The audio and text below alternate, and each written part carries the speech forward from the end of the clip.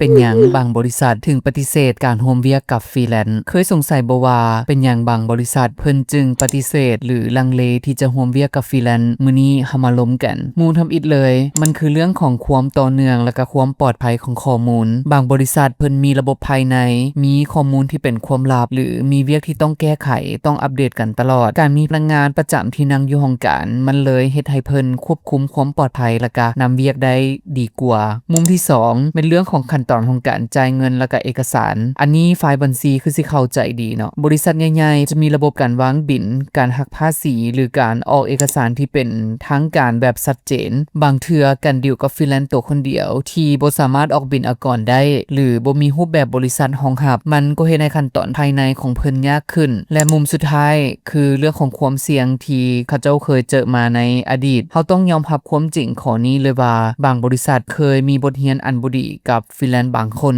ประเภทที่ว่ารับเงินมาจำแล้วหายโตหรือติดต่อยากหรือบ่ค่อยตอบหรือส่งเวียกบ่ทันตามกำหนดมันเลยเฮ็ดให้เพิ่นฝังใจแล้วก็เลือกที่จะจ้างเอเจนซีหรือทีมที่มีสัญญาผูกมัดที่ชัดเจนกว่าฉะนั้นมันบ่แม่นว่าเพิ่นบ่มักฟรีแลนซ์แต่มันคือเรื่องของระบบของการเฮ็ดเวียกที่ต่างฝ่ายต่างก็มีเหตุผลของตัวเองซึ่งก็มีหลายบริษัทที่ร่วมเวียกกับฟรีแลนซ์แล้วเวียกออกมาเวิร์กออกมาดีซึ่งข้อยก็เฮ็ดอยู่ตอนนี้ก็มีหลายบริษัทถ้าเฮาเป็นฟรีแลนซ์ที่มีระบบเฮ็ดเวียกเป็นมืออาชีพและเข้าใจมุมของบริษัทบอกเลยว่าโอกาสได้ร่วมเวียกกันก็ยังมีอยู่เสมอ